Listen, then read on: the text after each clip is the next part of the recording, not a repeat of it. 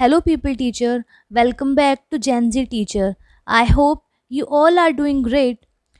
आज हम करेंगे बीएड का थर्ड सेमेस्टर का एग्ज़ाम पेपर जो है knowledge and curriculum.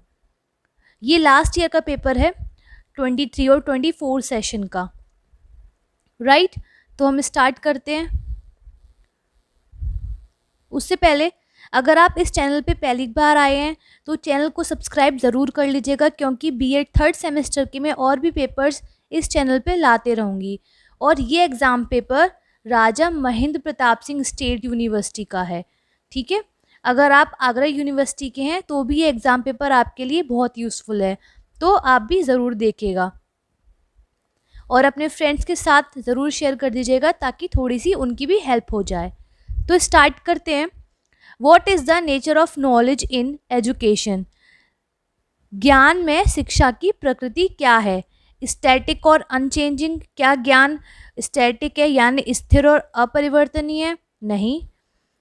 Subjective and open to interpretation? व्यक्तिगत और व्याख्या के लिए अनावृत है? हाँ, ये ठीक हो सकता है। और ऑप्शंस देख लेते हैं। Limited to academic subject? सिर्फ शैक्षिक विषयों तक सीमित है? नहीं, ये भी गलत है। Only acquired through formal schooling?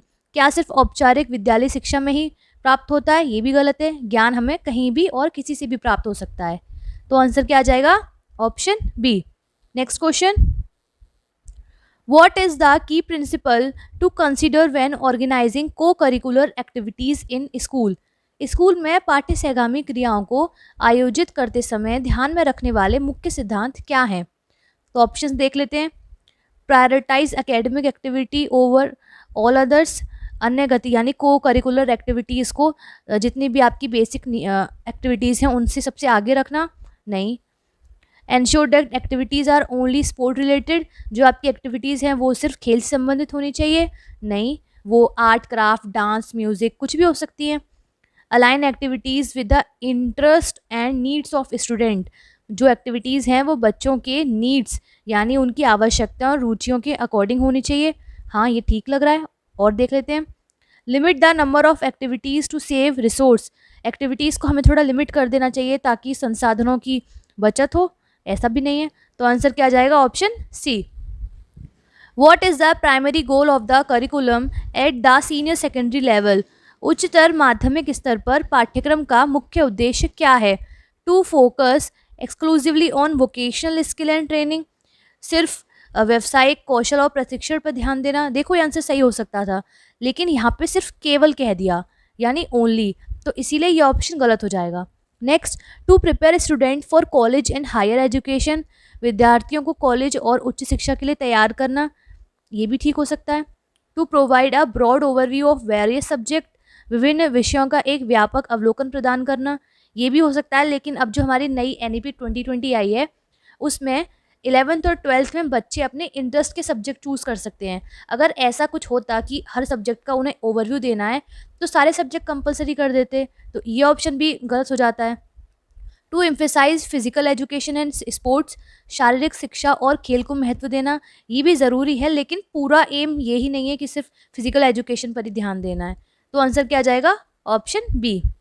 Next, the curriculum is the sum total of the activities that goes on a environment who state this?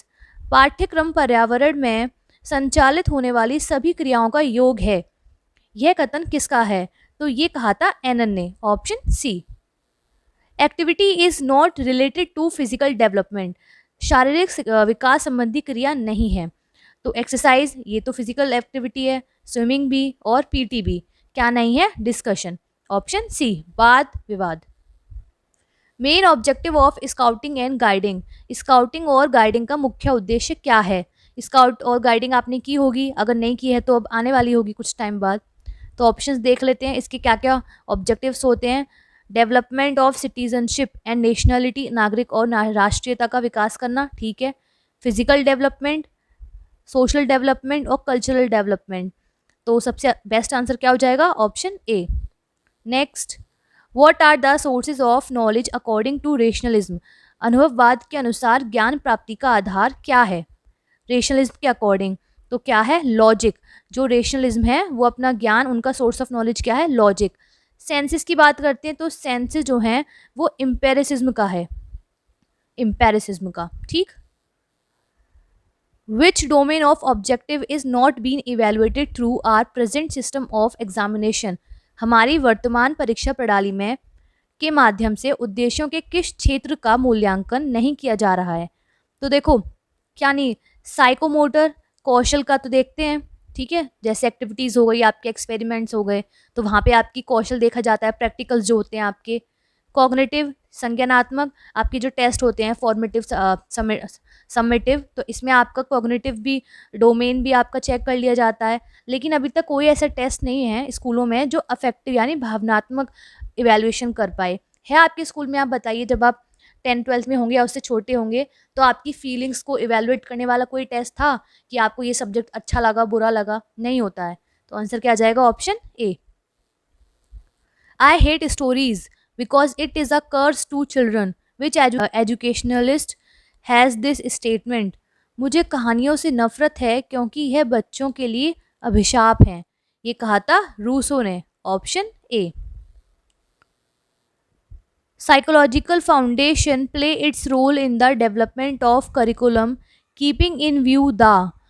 मनोवैज्ञानिक आधार किसको ध्यान में रखते हुए पाठ्यक्रम के विकास में अपनी भूमिका निभाते हैं? ऑप्शंस देख लेते हैं। स्टूडेंट की नीड यानी छात्र की ज़रूरतें, उसकी इंटरेस्ट और उसकी कैपेबिलिटीज, तीनों को ध्यान में रखकर ही करिकुलम का डेवलपमेंट किया जाता है। आंसर आ जाएगा option D. Syllabus is a part of. पाठ्यक्रम किसका भाग है? तो सिलेबस किसका पार्ट है? करिकुलम का, पाठ्यचर्या का। Option A. The main dimension of philosophy. दर्शन के मुख्य आयाम हैं एपिस्टिमोलॉजी, ज्ञान मीमांसा होता है, वैल्यूएशन, मूल्य मीमांसा, ये भी ठीक है, मेटाफिजिक्स, तत्व मीमांसा, ये भी ठीक है। तो आंसर आ जाएगा all of the above. What kind of ad radio? Radio किस प्रकार का साधन है? तो रेडियो में देखो, आप देख तो पाते नहीं, आप सिर्फ सुनते हैं, तो विजुअल तो है नहीं, ऑडियो है, यानी श्रवण साधन है। Option A. According to Plato the main objective of education is. Plato के अनुसार शिक्षा का मुख्य उद्देश्य है earn to live, character building, personality development, none of these. तो देखो, जो प्लेटो के जो ऑब्जेक्टिव्स थे उसमें था mental development, human perfection, moral development, physical development, social development, knowing the society and God यानी knowing the soul and God, और कैरेक्टर डेवलपमेंट यानी कैरेक्टर बिल्डिंग, चरित्र निर्माण, और क्रिएटिंग गुड सिटीजन यानी अच्छे सिटीजन का, नागरिक का बनना। तो इसमें क्या आ जाएगा? Character building. आंसर क्या आ जाएगा? ऑप्शन बी, कैरेक्टर बिल्डिंग, चरित्र निर्माण। Next, leadership was classified into 3 different types. Which among the following is not the type of leadership? नेतृत्व के 3 अलग अलग प्रकारों में वर्गीकृत किया था। निम्नलिखित में से कौन सा नेतृत्व का प्रकार नहीं है? अथॉरिटेरियन यानी सत्तावादी, डेमोक्रेटिक यानी लोकतंत्रवादी, और लेजर फ्री यानी अहस्तक्षेप नेतृत्व। तो कौन सा नहीं है? ट्रस्ट बिल्डिंग एक्सरसाइज, ये कोई भी टाइप नहीं है लीडरशिप का। अथॉरिटेरियन को समझ लेते हैं, ये क्या होता है? अथॉरिटेरियन मतलब बहुत ही रूल्स के साथ, जैसे कोई लीडर जो बहुत ही अपने उसूल चलाता है कि जो जो भी उसका पूरे ग्रुप का वो खुद ही को सेंटर मानता है कि जो भी हो रहा है मेरे लिए हो रहा है, मैं कहूँगा तो ही ये काम होगा, मैं नहीं कहूँगा तो कोई यह काम नहीं होगा, राइट। डेमोक्रेटिक मतलब वो अपने जो ग्रुप है उनको छोड़ देता है, उन्हें बस गाइड करता है, उन्हें फैसिलिटेट करता है, बाकी अपने रूल्स नहीं चलाता, वो उन्हें फ्री छोड़ देता है अपनी तरीके से काम करने के लिए। और लेज़र फ्री होते हैं कि उन्हें बस गद्दी चाहिए, सीट चाहिए, वो बैठ गए, उनका ग्रुप काम कर रहा है नहीं कर रहा है, उन्हें उस चीज़ से कोई मतलब नहीं होता। तो सबसे बेस्ट कौन से होंगे? डेमोक्रेटिक लीडरशिप, डेमोक्रेटिक लोकतांत्रिक नेतृत्व, ठीक है। Next, The definition of leadership contain three important aspects out of the following which is not related to the leadership aspect. नेतृत्व की परिभाषा में तीन महत्वपूर्ण पहलू शामिल हैं। निम्नलिखित में से कौन सा नेतृत्व पहलू से संबंधित नहीं है? लीडरशिप इन्वॉल्व इन्फ्लुएंस, प्रभावित करता है लीडरशिप, ठीक है। लीडरशिप इन्वॉल्व गोल अटेनमेंट, ठीक है। लीडरशिप रिक्वायर फॉलोअर, नेतृत्व के लिए अनुयायियों की आवश्यकता होती है, ये भी ठीक है। Praise the non goal oriented group, गैर लक्ष्य उन्मुख समूह की प्रशंसा। क्या कोई लीडर अगर किसी ऐसे ग्रुप की प्रशंसा करेगा जिसका कोई एम नहीं है, तो क्या उसके ग्रुप उससे एनकरेज होंगे? नहीं, वो भी काम करना छोड़ देंगे, वो भी एमलेस हो जाते हैं। आंसर क्या आ जाएगा? Option D. अगर आपको किसी भी क्वेश्चन में डाउट है या आपको लग रहा है कि इसका आंसर कुछ और होना चाहिए था, तो आप कमेंट में ज़रूर बताइएगा, मैं आपके डाउट कमेंट में ही क्लियर कर दूंगी, ठीक है। नेक्स्ट क्वेश्चन पे आते हैं। Which one is not related to the characteristic of belief, कौन सा विश्वास की विशेषताओं से संबंधित नहीं है? Related to man's mental condition, मनुष्य की मानसिक स्थिति से संबंधित, based on personal pre and post action, व्यक्ति के पूर्व और बाद के कार्यों से संबंधित, it is psychological notion applied to biological factor, यह जैविक कारकों पर लागू एक मनोवैज्ञानिक धारणा है, it is based on totality fact, यह पूरी तरह से तथ्य पर आधारित है। तो जो विश्वास होते हैं, बिलीफ होते हैं, ये तथ्यों पे आधारित नहीं होते। अगर वो तथ्यों पे आधारित होंगे तो वो इन्फॉर्मेशन बन जाएगी, ठीक है। तो आंसर क्या है इसका? Option D. Next question, who said knowledge is power, किसने कहा है ज्ञान ही शक्ति है? तो ये कहा था एरिस्टोटल ने। अगर आप इसका गूगल पे आंसर देखेंगे तो वो फ्रांसिस बेकन बताते हैं, लेकिन वो गलत है। जब आप ऑथेंटिक सोर्स की बुक्स देखेंगे या आपने लाइब्रेरी से बुक अपनी पढ़ी होंगी, वहाँ चेक करेंगे तो आंसर एरिस्टोटल आता है, ठीक है। यहाँ से एक और चीज़ याद रखिएगा, नॉलेज इज़ पावर, और एक तो ये है डेफिनेशन और दूसरी है knowledge is the highest virtue. तो ये कहा था सुकरात ने, मतलब नॉलेज ज्ञान सर्वोच्च सद्गुण है, ये सुकरात ने कहा था। Next, which one is not the type of knowledge, कौन सा ज्ञान का प्रकार नहीं है? तो ज्ञान के दो प्रकार होते हैं, ए प्रायोरी नॉलेज और ए पोस्ट प्रायोरी नॉलेज। कौन सा नहीं है? Verbal knowledge, option D. Who said that belief is justification of truth, अगर आपको इसमें डिफरेंस जानना है, ए प्रायोरी और ए पोस्ट प्रायोरी यानी सार्वभौमिक ज्ञान और प्रायोगिक ज्ञान, तो टेलीग्राम चैनल है हमारा जेनजी टीचर, आप इस चैनल को ज्वाइन कर लीजिए, यहाँ पर आपको इससे रिलेटेड एक्स्ट्रा इन्फॉर्मेशन भी मिल जाएगी। Next question, who said that belief is justification of truth, किसने कहा है विश्वास सत्य का औचित्य है? एम के गांधी, विवेकानंद या Plato? None of the above. तो मैं इस क्वेश्चन में थोड़ा डाउटफुल हूँ, फिर भी मुझे लग रहा है कि प्लेटो हो सकता है, थोड़ी सी डाउटफुल हूँ। अगर आपको इसका कंफर्म आंसर पता है तो कमेंट में ज़रूर बताइएगा। Who define the concept of belief, विश्वास की अवधारणा को किसने परिभाषित किया है? सुकरात, प्लेटो, अरबिंदो, गांधी जी। तो आंसर आ जाएगा option B, Plato. Syllabus is a part of, पाठ्यक्रम एक अंग है। तो देखो रिपीट क्वेश्चन हुआ ये, आंसर क्या है इसका? Curriculum, option D. Next, knowledge through senses means, इंद्रियों के माध्यम से ज्ञान का अर्थ है, इंद्रियां सेंसेस हमारे कितने होते हैं? 5 सेंसेस, आइज, ईयर, नोज, टंग और स्किन। तो उनके क्या क्या काम होते हैं? सीइंग, टेस्टिंग और स्मेलिंग। तो तीनों ही हो जाएंगे, आंसर आ जाएगा option D. Next question, which is not the type of information, सूचना का प्रकार नहीं है।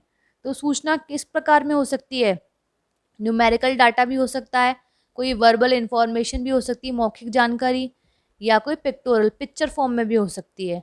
क्या नहीं हो सकती? मेमोरी फॉर्म में नहीं हो सकती। आंसर है ऑप्शन डी, स्मृतियाँ नहीं हो सकती। Next, NCF stand for, NCF का अर्थ है, एनसीएफ की फुल फॉर्म क्या है? National curriculum framework. ठीक, नेक्स्ट क्वेश्चन, आंसर है option C. What is the primary characteristic of a conductive school climate? एक अनुकूल वातावरण की प्रमुख विशेषता क्या है?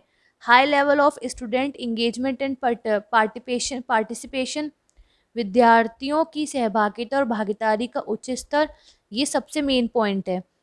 एक प्राइमरी किसी भी स्कूल का क्लाइमेट अच्छा है या बुरा हमें कैसे पता चलेगा?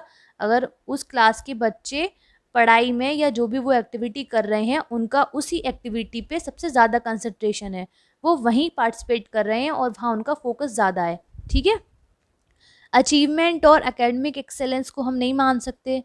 Diverse range of extra curricular activities भी नहीं मान सकते। And emphasise on creativity and innovation, नहीं, ये भी नहीं। आंसर आ जाएगा option A. A way to teach reading and emphasize understanding the meaning of words from the context in which they appear is, पढ़ना पठन सीखने की वह तरीका जिसमें शब्द के अर्थ को उसी संदर्भ में समझने पर जोर दिया जाता है जिसमें वह आते हैं। Structural approach, communicative approach, bottom up approach या whole language approach. Whole language में आ जाएगा रीडिंग, राइटिंग, स्पीकिंग, सब कुछ एक साथ सिखाया जा रहा है। बॉटम बिल्कुल बेस से स्टार्ट करना है, जैसे पहले अल्फ़ाबेट बताना, फिर उसके सेंटेंस बताना। कम्युनिकेशन सिर्फ कम्युनिकेट करना सिखा, मतलब बोलना सिखाना। तो आंसर आ जाएगा स्ट्रक्चर।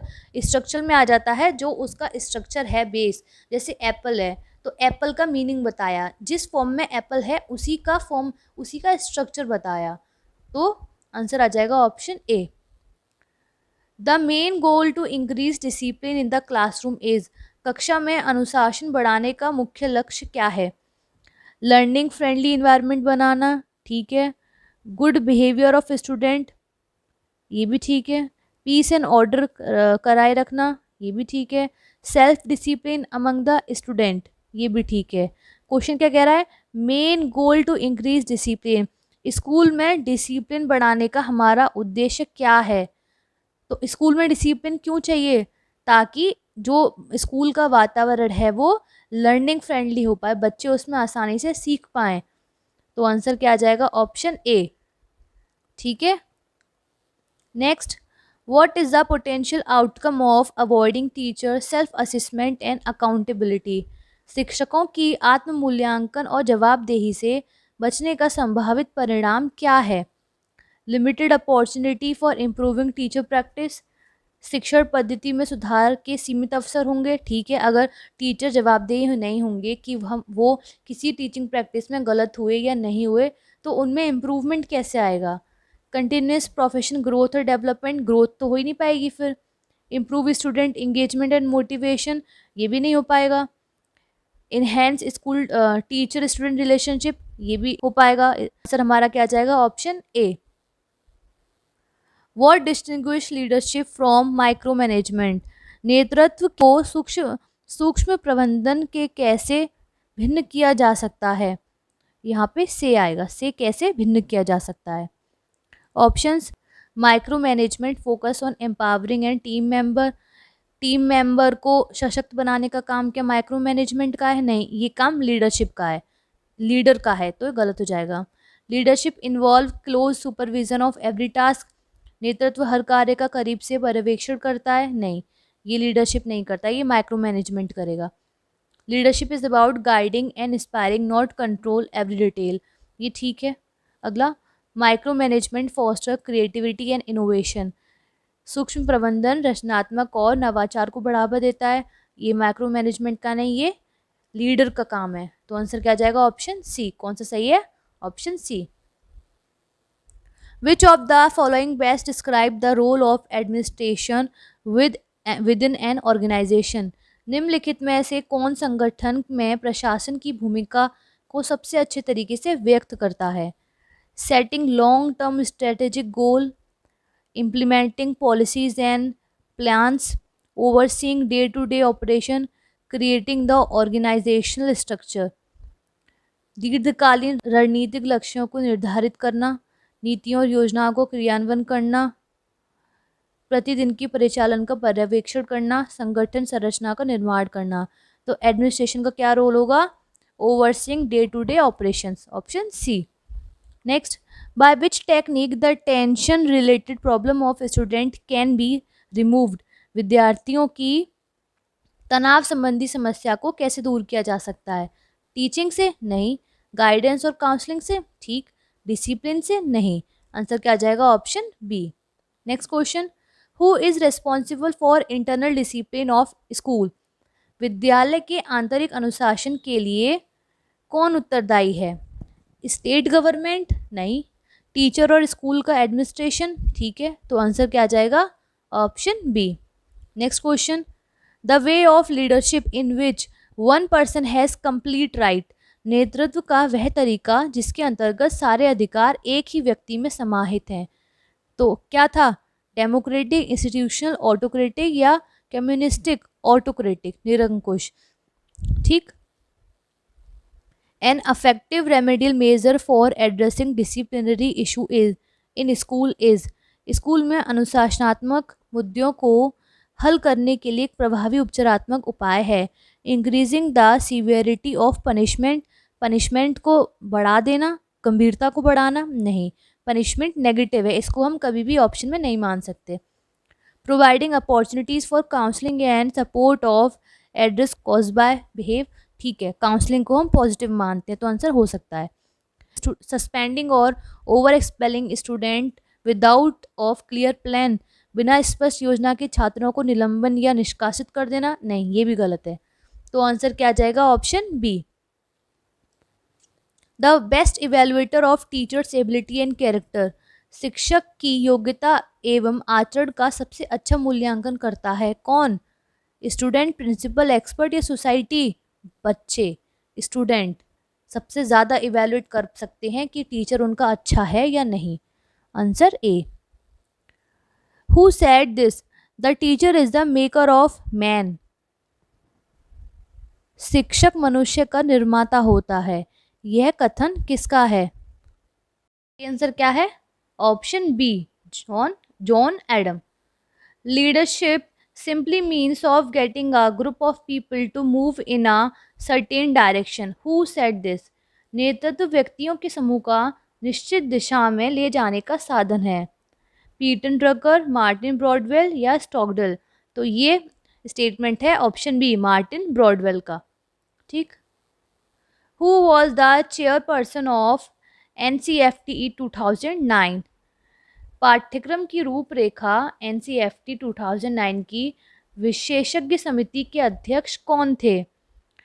NK शाह, CL आनंद, के रेड्डी? तो चेयरपर्सन थे CL आनंद, ऑप्शन बी। ठीक। Next question, scope of curriculum at secondary level is. माध्यमिक स्तर पर पाठ्यचर्या का क्षेत्र है ऑर्गेनाइजेशन ऑफ एजुकेशनल प्रोसेस, शैक्षिक प्रक्रिया का व्यवस्थीकरण, डेवलपमेंट ऑफ कैरेक्टर, चरित्र विकास, प्रिपरेशन ऑफ सिटीजन्स, नागरिकों का निर्माण? तो आंसर आ जाएगा ऑप्शन डी, उपर्युक्त सभी। Which type of curriculum is based on the Gandhiji's basic education principle. पाठ्यचर्या का कौन सा प्रकार गांधी जी के बुनियादी शिक्षा सिद्धांत पर आधारित है? तो गांधी जी का जो बेसिक प्रिंसिपल था वो क्राफ्ट सेंटर्ड करिकुलम पर था, शिल्प कला केंद्रित पाठ्यक्रम, option B. Next, what is the main source और मीन्स ऑफ ऑब्टेनिंग इंफॉर्मेशन। सूचना प्राप्ति के मुख्य स्रोत या साधन हैं। तो इंफॉर्मेशन हमें कैसे मिलती है? प्रिंट कम्युनिकेशन से ही मिलती है, डायरेक्ट भी मिल जाती है और ऑडियो विजुअल एड से मिलती है। तो आंसर आ जाएगा option D. Next question, knowledge is the highest virtue is said by. ज्ञान सर्वोच्च सद्गुण है। देखो बताया था जब नॉलेज इज पावर वाली डेफिनेशन आई थी। क्या है आंसर? सुकरात, option C. How can local bodies contribute to the school curriculum. स्थानीय निकाय विद्यालय पाठचर्या में किस प्रकार योगदान दे सकते हैं? तो कैसे? ऑप्शन देख लेते हैं। Identifying local needs and priorities, स्थानीय ज़रूरतों और प्राथमिकताओं को पहचान कर, ठीक है। प्रोवाइडिंग फंडिंग फंड प्रोवाइड करा के, ये भी ठीक है। ट्रेनिंग सेशन स्टार्ट करा के टीचर्स के लिए ऑर्गेनाइज करा के, तो ये भी ठीक है। तो आंसर आ जाएगा option D. Next, three language formula was accepted in, त्रिभाषा सूत्र स्वीकार किया गया था कब? 1968 में। और ये भी आ जाता है किस आयोग ने इसका सजेशन दिया था ट्राई लैंग्वेज फॉर्मूला का? तो कौन है वो? कोठारी कमीशन। कोठारी कमीशन ने इसका सजेशन दिया था। Next, which language is made the medium of primary education, प्राथमिक स्तर पर कौन सी भाषा को शिक्षा का माध्यम बनाया गया है? तो किसे बनाया गया है? मदर टंग, मातृभाषा को। ठीक है, अगला question, according to NCF 2005 the role of teacher is, NCF 2005 के अनुसार शिक्षक की भूमिका क्या है? कंट्रोलर की, लीडर की, फैसिलिटेटर की या सभी की? तो फैसिलिटेटर की, एक पथ प्रदर्शक की, यानी वो आपको गाइड करेगा, आपको फैसिलिटेट करेगा। ठीक है। एनसीएफ के चेयरपर्सन की बात करें तो वो कौन है? प्रोफेसर यशपाल। ठीक है। Next, types of skill development, कौशल विकास के प्रकार हैं self management, problem solving, both A and B, none of the above. तो both A and B, option C. Word curriculum is originated from which language, curriculum शब्द की उत्पत्ति किस भाषा से हुई है? तो ये लैटिन शब्द से हुई है, क्यूरेरे। ठीक है, और जिसका मतलब क्या है? दौड़ का मैदान। Next question, who said that curriculum should be conceived as an epitome of the rounded whole of the knowledge and experience of the human race, पाठ्यक्रम की कल्पना मानव जाति की संपूर्ण ज्ञान और अनुभव के प्रतीक के रूप में जानी जाई चाहिए। यह किसने कहा है? तो एपिटोम से याद रख लीजिए फ्रोवेल। ये बस वर्ड आपको याद रखना है, फ्रोवेल आपको खुद ही याद आ जाना चाहिए। Next, which one is not considered as aspect of curriculum, किसे पाठ्यक्रम का पहलू नहीं माना जाता है? Course objective, institutional facility, individual need, nutritional level of individual.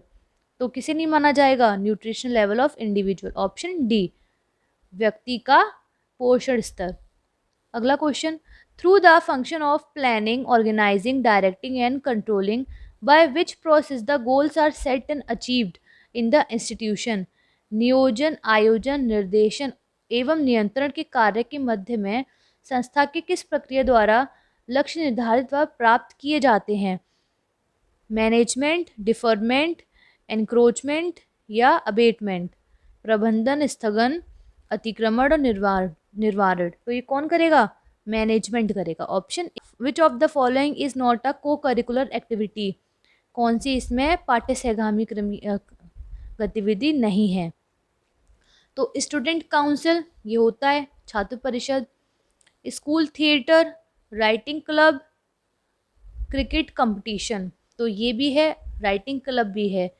इसका आंसर होगा option B, school theatre. School theatre, ये क्वेश्चन थोड़ा सा डाउटफुल है, बट मेरे अकॉर्डिंग मुझे ऑप्शन बी लग रहा है। क्यों?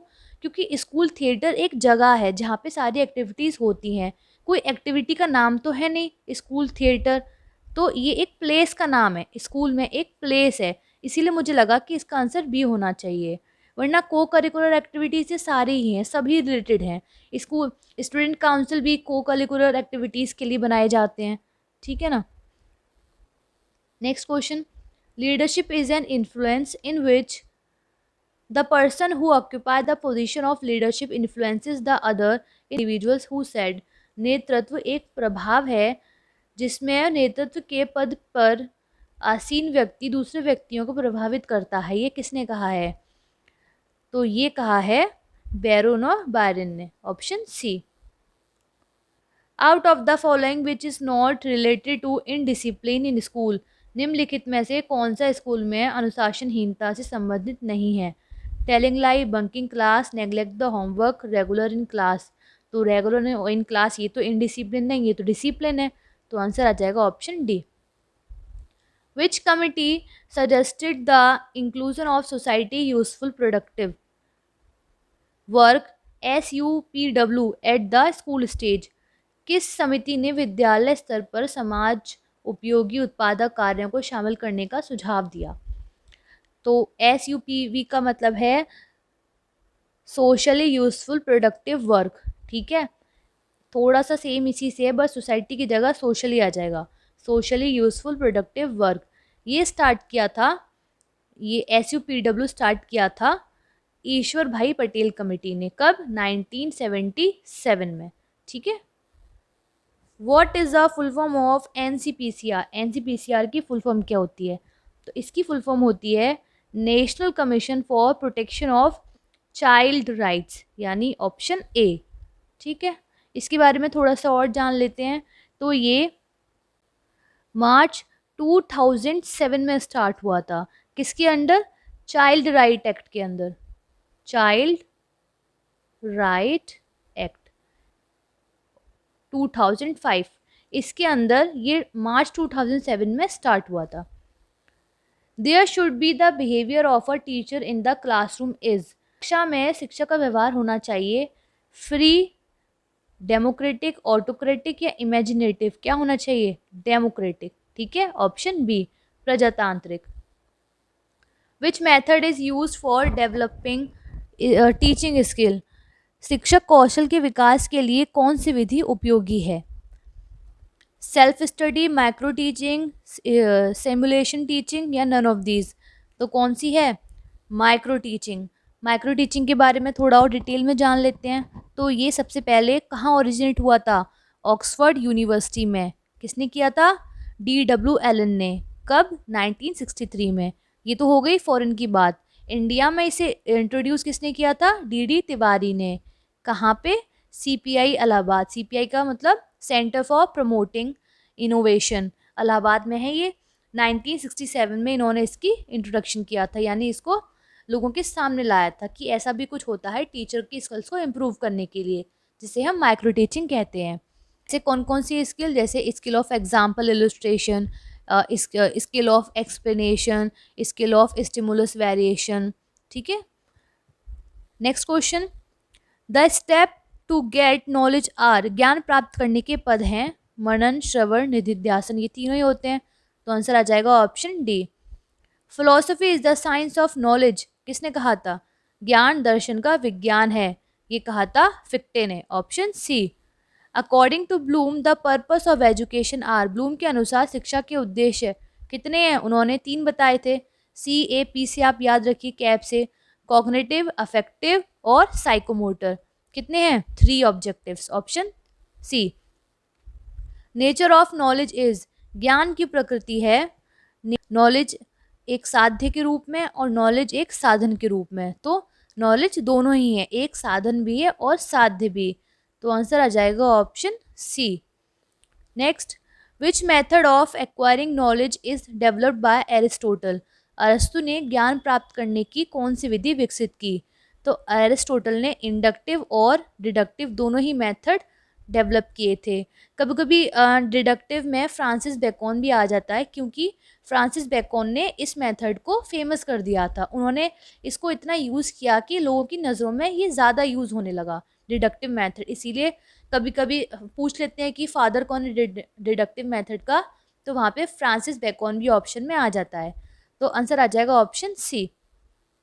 समेटिव इवैल्यूएशन टेक प्लेस, योगात्मक मूल्यांकन होता है, कब होता है? एंड में, समेटिव एंड में। और बीच में कौन सा होता है? Formative assessment. ठीक है। Who said education is a tripolar process, निम्न में से किसने शिक्षा को एक त्रिमुखी प्रक्रिया कहा है? तो ट्राइपोलर कहा है जॉन DUV ने। अगर बोले कि बायपोलर किसने कहा है, तो बायपोलर कहा था एडम ने। राइट।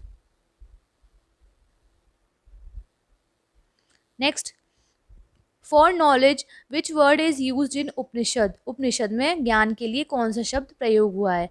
तो कौन सा हुआ है? विद्या। Option B. What are the main sources of knowledge, ज्ञान प्राप्ति के मुख्य स्रोत क्या हैं? सेंसेस से भी सीखते हैं, लॉजिकल थिंकिंग से भी सीखते हैं, टेस्टिमोनी और अथॉरिटी से भी सीखते हैं, यानी साक्ष्य और आप्तकथन, और इंट्यूशन यानी अंतप्रज्ञा से भी ज्ञान की हमें प्राप्ति होती है। तो आंसर आ जाएगा option D. Curriculum based on thinking of John Dewey. John Dewey की सोच पर आधारित पाठ्यक्रम है, तो क्या था? Activity centred curriculum, option B. What knowledge is obtained through observation and experiment. अवलोकन और प्रयोग से कौन सा ज्ञान प्राप्त होता है? साइंटिफिक, प्रीवियस, एम्पेरिकल या ऑफिशियल। तो एक्सपेरिमेंट से और ऑब्जर्वेशन से हमें साइंटिफिक नॉलेज यानी वैज्ञानिक ज्ञान प्राप्त होता है। Next, what is the primary purpose of punishment in the school setting. स्कूली व्यवस्था में सजा का प्राथमिक उद्देश्य क्या है? टू डिटर मिसबिहेव, दुर्व्यवहार को रोकना, ठीक है। To provide rehabilitation of student, छात्रों के पुनर्वास प्रदान करने के लिए, ये भी ठीक है। To protect other student and teacher, अन्य छात्रों एवं शिक्षकों की रक्षा के लिए। तो आंसर आ जाएगा option D. Factors affecting curriculum are, पाठ्यक्रम को प्रभावित करने वाले कारक हैं। कौन कौन से फैक्टर्स करिकुलम को अफेक्ट करते हैं? तो समाज का बदलाव होना, ये भी ठीक है। सोशल एजुकेशन पॉलिसीज़ में चेंज होना, ये भी ठीक है। आप देख ही रहे होंगे एनईपी 2020 से कितना करिकुलम चेंज हुआ है। एग्जामिनेशन सिस्टम से चेंज होना, ये भी ठीक है। तो आंसर आ जाएगा option D. Next, what is the primary purpose of a curriculum. पाठ्यचर्या का प्रमुख उद्देश्य क्या है? To provide text book to student, छात्रों को पाठ्य पुस्तक प्रदान करना, नहीं। To determine the physical layout of the classroom, कक्षा के भौतिक व्यवस्थापन का निर्धारण करना, ये भी गलत है। To outline a plan for teaching and learning, शिक्षण और अधिगम के लिए योजना की रूपरेखा बनाना, ठीक है। To manage the administrative task in the school, school के प्रशासनिक कार्यों के प्रबंधन करना, ये भी गलत है। तो आंसर आ जाएगा option C. Next, what is the key characteristic of knowledge, ज्ञान की मुख्य विशेषता क्या है? It is always subjective and personal, क्या ये सर्वदा आत्मनिष्ठ और व्यक्तिगत होती है? नहीं। It is based on evidence, experience and reasoning, साक्ष्य, अनुभव और तर्क पर आधारित होती है, ठीक है। It is influenced by emotion and biases, संवेगों और पूर्वाग्रहों के प्रभाव में होती है, ये भी गलत है। It is always uncertain and speculative, यह सदैव अनिश्चित और काल्पनिक होती है, नो। तो आंसर आ जाएगा option B. Which of the following element play a crucial role in the process of knowledge construction. ज्ञान निर्माण की प्रक्रिया में निम्नलिखित में से कौन सा तत्व महत्वपूर्ण भूमिका निभाता है? Past experience of the knower, ठीक है। ज्ञान प्राप्ति के लिए करने वाले का पूर्व अनुभव, ठीक है। फिक्स्ड और अनचेंजिंग नेचर ऑफ नॉलेज, नहीं, ये तो गलत है। Passive reception of the information, नहीं, एक्टिव होना चाहिए। Absence of critical thinking, critical thinking का एब्सेंस होना, ये भी गलत है। तो आंसर आ जाएगा ऑप्शन ए, ठीक है। तो हम ये वाला पेपर कंप्लीट कर चुके हैं। आई होप आपको अच्छा लगा होगा। तो लाइक ज़रूर करना, अपने फ्रेंड्स के साथ शेयर ज़रूर करना। कोई डाउट है तो कमेंट में ज़रूर बताना अपना डाउट। अगर आपको इस पेपर की पीडीएफ चाहिए तो टेलीग्राम में आपको इन्फॉर्मेशन बता दी जाएगी कि पीडीएफ आपको कैसे मिलेगी। टेलीग्राम चैनल का लिंक आपको डिस्क्रिप्शन में मिल जाएगा। एक और ज़रूरी बात, नेक्स्ट वीडियो में मैं इसी पेपर का प्रीवियस ईयर पेपर कराने वाली हूँ, दूसरा। तो उसमें आपको पता चलेगा कि इस पेपर में कितने क्वेश्चंस रिपीट हुए हैं। लगभग 17 से 18 क्वेश्चन इस पेपर में ऐसे हैं जो प्रीवियस ईयर पेपर से आए हैं। तो प्रीवियस ईयर पेपर सॉल्व करना तो बहुत ज़रूरी है। तो आप लोग चैनल पे जाके बेल आइकन को भी प्रेस कर लीजिएगा ताकि जैसे ही नेक्स्ट वीडियो आए आपको पता चल जाए, ठीक। सो आज के लिए इतना ही। Thanks for watching, bye.